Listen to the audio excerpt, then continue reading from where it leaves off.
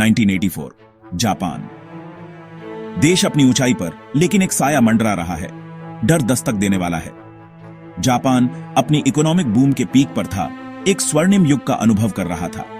हर तरफ समृद्धि और विकास की लहर थी, लेकिन यह चमकती सतह एक गहरे संकट को छुपा रही थी। जब वो अंदर से हिलने वाला था, एक ऐसा भूकंप जो देश की नींव को हिला देगा और लोगों के दिलों में डर पैदा कर देगा। देश की शांति के नीचे एक खतरनाक धमकी सामने आती है, एक ऐसा खतरा जो समाज के ताने बाने को छिन्न भिन्न कर देगा, एक क्रिमिनल फोर्स जो भरोसे को ही झड़ दे देगी। यह सिर्फ एक अपराध नहीं था, बल्कि एक मनोवैज्ञानिक हमला था, जिसका उद्देश्य लोगों के विश्वास को तोड़ना था। सोचिए, एक ऐसी दुनिया जहां हर चीज संदिग्ध हो, जहां आप किसी पर भी भरोसा नहीं कर सकते, जहां आप अपने बच्चे को जो कैंडी देते हैं वो उन्हें मार सकती है। एक ऐसा खौफनाक विचार जो हर माता पिता को डरा देगा। जापान की नई रियलिटी यही थी, एक ऐसा देश जो डर और अविश्वास में जी रहा था। पुलिस, जो आमतौर पर एफिशिएंट होती है, इस बार एक ऐसे दुश्मन का सामना कर रही थी जो उनकी समझ से परे था। सिर्फ परछाइयों का पीछा करती रह गई, हमेशा एक कदम पीछे। हर सुराग एक डेड एंड साबित हो रहा था और अपराधी लगातार पुलिस को चकमा दे रहा था। दुश्मन खुद को 21 चेहरों वाला मॉन्स्टर कहता है, एक ऐसा नाम जो पूरे देश में दहशत फैलाता है, जो फेमस फूड कंपनियों को टारगेट करता है और उन्हें ब्लैकमेल करता है, और ग्रोसरी शॉपिंग को मौत के साथ जुआ में बदल देता है। हर शेल्फ एक संभावित खतरा बन गया था और लोग डर के मारे खरीदारी करने से भी कतरा रहे थे। उनके तरीके थिएट्रिकल हैं, उनकी डिमांड्स ऑडेशियस हैं। वो जानते थे कि लोगों को कैसे डराना है और मीडिया का इस्तेमाल कैसे करना है, और उनका गायब होने का तरीका लेजेंडरी है। वो हवा में गायब हो जाते थे, बिना कोई निशान छोड़े। 18 महीनों तक जापान डर से पैरालाइज्ड रहा। हर कोई डरा हुआ था, हर कोई संदिग्ध था, क्योंकि मॉन्स्टर मीडिया और पब्लिक को साइकोलॉजिकल वॉरफेयर से मैनिपुलेट करता रहा। वो डर और अविश्वास फैला रहा था और समाज को अंदर से खोखला कर रहा था। पुलिस ने अपनी अब तक की सबसे बड़ी इन्वेस्टिगेशन शुरू की, लेकिन वो एक ऐसे दुश्मन का सामना कर रहे थे जो अदृश्य था। लेकिन मॉन्स्टर हमेशा फिसल जाता था, जैसे वो कोई भूत हो, सिर्फ दहशत और अनसुलझे सवाल छोड़ जाता था। एक ऐसा रहस्य जो आज भी लोगों को परेशान करता है। मॉन्स्टर असली था, लेकिन उसका चेहरा कभी नहीं देखा गया। वो एक किंवदंती बन गया, एक ऐसा डरावना सपना जो कभी खत्म नहीं होता। 21 चेहरों वाला मॉन्स्टर कौन था? यह सवाल उस दौर में हर किसी के जहन में गूंज रहा था। एक ऐसा नाम जो रातों रात दहशत का पर्याय बन गया। लेकिन इस नाम के पीछे की सच्चाई क्या थी? क्या यह सिर्फ एक शख्स था या एक पूरा गिरोह? उनका नाम एक फेमस लिटरेरी विलेन से लिया गया था, जो खुद में एक रहस्य था। एक ऐसा किरदार जो अपनी पहचान छुपाने और दूसरों को धोखा देने में माहिर था। एक ताना था, चालाकी और भेष बदलने का ऐलान। यह सिर्फ एक नाम नहीं था, बल्कि एक चेतावनी थी कि कोई भी सुरक्षित नहीं है। वे किसी भी रूप में कहीं भी प्रकट हो सकते थे। यह कोई आम गैंग नहीं थी। यह सड़क छाप गुंडों का झुंड नहीं था जो सिर्फ लूटपाट और मारपीट करते थे। वे ऑर्गेनाइज्ड, इंटेलिजेंट थे। उनकी प्लानिंग में कोई कमी नहीं थी और उनके पास हर चीज की जानकारी थी, और खुद को एक ट्विस्टेड ड्रामा में मास्टरमाइंड मानते थे।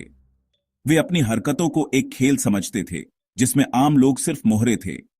उनके लेटर्स मजाकों और इंसल्ट से भरे हुए थे जो उन्होंने अपने शिकारों और पुलिस को भेजे थे। एक ऐसे ग्रुप को दिखाते थे जो अपने बनाए हुए केओस में मजा लेता था। उन्हें लोगों को डराने और परेशान करने में आनंद आता था। कोई नहीं जानता कि कितने लोग इन्वॉल्व थे। क्या यह सिर्फ कुछ मुट्ठी भर लोग थे या एक पूरा नेटवर्क? क्या यह एक अकेला जीनियस था या एक टाइट नेट टीम? क्या कोई एक शख्स पर्दे के पीछे से सब कुछ कंट्रोल कर रहा था या ये एक सामूहिक प्रयास था? उनके ऑपरेशन से केयरफुल प्लानिंग और एक्सपर्टीज का पता चलता था। हर चीज इतनी बारीकी से की जाती थी कि पुलिस भी हैरान थी। वे लेजेंड बन गए, एक ऐसा मिथक जो लोगों के दिलों में डर पैदा करता था। ऐसे फैंटम्स जो कोई भी कहीं भी हो सकते थे। वे हर जगह मौजूद थे, लेकिन फिर भी पकड़ से बाहर। एक फिक्शनल विलेन का नाम अपनाकर उन्होंने समाज को चुनौती दी। उन्होंने अपने क्राइम को पूरे देश के साथ दिमागी लड़ाई में बदल दिया। यह सिर्फ अपराध नहीं था, बल्कि एक मनोवैज्ञानिक युद्ध था। 21 चेहरों वाला मॉन्स्टर डर का प्रतीक बन गया, एक ऐसा नाम जिसे सुनकर लोग कांप उठते थे। आतंक के एक नए युग पर एक गोस्टली सिग्नेचर, एक ऐसा निशान जो कभी मिट नहीं पाया। मॉन्स्टर का पहला एक्ट, एक ऐसा कदम जो पूरे जापान को हिलाकर रख देगा। ग्लिको के प्रेसिडेंट कात्सुहिसा एजाकी का ब्रेजन किडनैपिंग। यह किडनैपिंग सिर्फ एक क्राइम नहीं था, बल्कि एक बहुत बड़ी साजिश का हिस्सा था। ग्लिको, जो जापान की सबसे फेमस कैंडी कंपनियों में से एक थी, एक ऐसा ब्रांड जो हर बच्चे और बड़े के दिल में बसा हुआ था। मार्च 18, 1984 की रात कुछ नकाबपोश आदमी उसके घर में घुस गए, जैसे अंधेरी रात में साए उतर आए हों। उन्होंने एजाकी को बंदूक की नोक पर अगवा कर लिया, उसकी आजादी छीन ली और उसे एक अनजान खतरे में धकेल दिया और एक चौंकाने वाली फिरौती की मांग की। एक ऐसी मांग जिसने पूरे देश को दहशत में डाल दिया। 1 बिलियन येन, एक ऐसी रकम जो किसी भी कंपनी को हिला सकती थी, और 100 किलोग्राम सोना। यह फिरौती सिर्फ पैसे की मांग नहीं थी, बल्कि एक चुनौती थी, एक ऐलान था कि कोई भी सुरक्षित नहीं है। देश हैरान रह गया।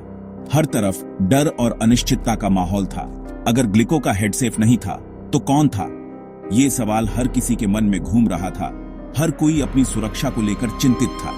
लेकिन एक ट्विस्ट में, कहानी में एक अप्रत्याशित मोड़ आता है। एजाकी 3 दिनों के बाद भाग गया, जैसे कोई चमत्कार हो गया हो। अपने अगवा करने वालों से फिसलकर उसने अपनी जान बचाने के लिए हर संभव कोशिश की और एक ट्रेन को रोककर सुरक्षित जगह पर पहुंच गया। उसने अपनी हिम्मत और समझदारी से मौत को मात दे दी थी, लेकिन ये राहत कम समय के लिए थी। खतरा अभी टला नहीं था।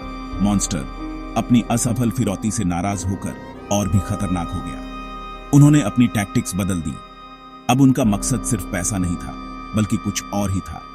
उन्होंने बदला लेने की कसम खाई, एक ऐसी कसम जो पूरे देश को डरा देगी। न सिर्फ ग्लिको के एग्जीक्यूटिव्स से, बल्कि उन सभी से जो ग्लिको से जुड़े हुए थे, बल्कि हर कंज्यूमर से, हर उस इंसान से जो ग्लिको के प्रोडक्ट्स का इस्तेमाल करता था। हर घर में पहुंचने वाले आतंक के कैंपेन के लिए स्टेज तैयार था। अब कोई भी सुरक्षित नहीं था। मॉन्स्टर का खेल अभी शुरू ही हुआ था, और यह खेल पूरे जापान को अपनी चपेट में लेने वाला था। किडनैपिंग के बाद मॉन्स्टर ने अपना असली हथियार निकाला, शब्द। उन्होंने पुलिस और मीडिया को मजाकिया, थिएट्रिकल लेटर्स भेजे, अधिकारियों को इडियट्स कहा और अपनी जीनियस होने का दावा किया। अखबारों ने पूरे लेटर्स छापे और पब्लिक ने हर शब्द को पढ़ा, बराबर उत्सुक और डरे हुए। मॉन्स्टर ने दावा किया कि उसने ग्लिको कैंडी में साइनाइड मिला दिया है, जिससे बड़े पैमाने पर रिकॉल हुए और रातों रात दुकानों की शेल्फ खाली हो गई। दहशत फैल गई। मॉन्स्टर की धमकियों ने रोजमर्रा की चीजों को संभावित मौत के जाल में बदल दिया। उनके लेटर्स नेशनल इवेंट बन गए। हर एक डर फैलाने और पुलिस को अपमानित करने के लिए डिजाइन किया गया एक परफॉर्मेंस था। मॉन्स्टर की कलम किसी भी हथियार से ज्यादा शक्तिशाली और ज्यादा डरावनी थी। जापान अब शब्दों का बंधक था। पुलिस मॉन्स्टर को पकड़ने के लिए बेताब थी। खुद को हर मोड़ पर मात खाती हुई पाई। अपराधियों ने अनट्रेसेबल फोन, भेष और विस्तृत मिसडायरेक्शन का इस्तेमाल किया। हमेशा एक कदम आगे रहे। एक कुख्यात मामले में एक ट्रेन में फिरौती की डिलीवरी की गई थी, लेकिन पिकअप एक झांसा था। असली अपराधी कभी वहां नहीं थे।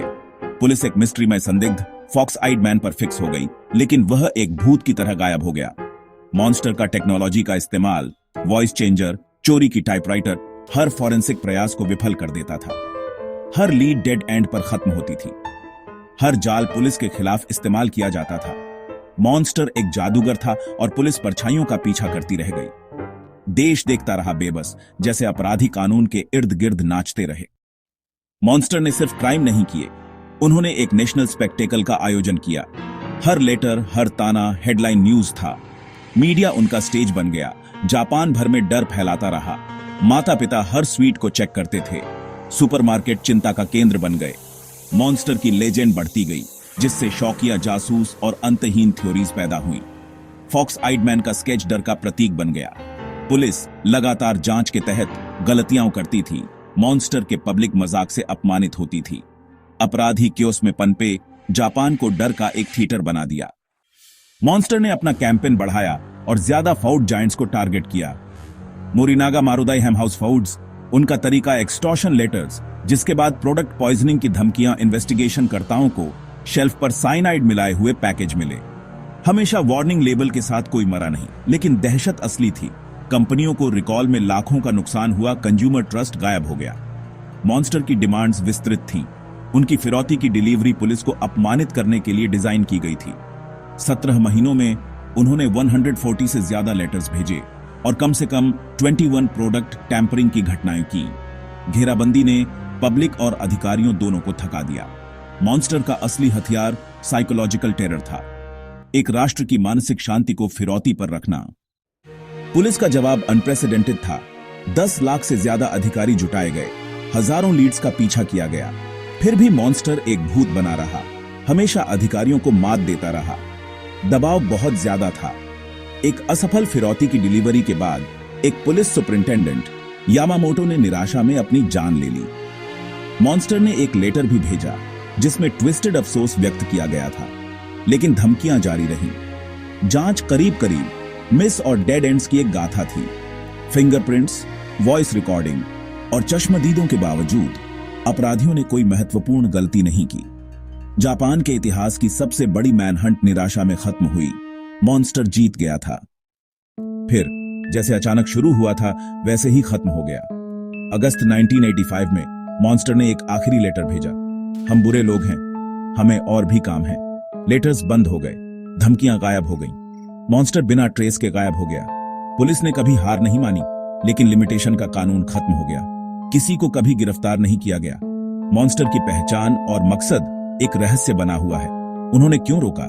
क्या यह अपराधबोध था, डर था या सिर्फ बोरियत? कोई नहीं जानता। यह मामला दुनिया के सबसे बड़े अनसुलझे अपराधों में से एक के रूप में बना हुआ है। यह एक डरावनी याद दिलाता है कि व्यवस्था कितनी नाजुक हो सकती है। 21 चेहरों वाला मॉन्स्टर एक लेजेंड बन गया, जापान की यादों पर एक मार्क। कभी कभी मॉन्स्टर जीतता है और रहस्य कभी नहीं मरता।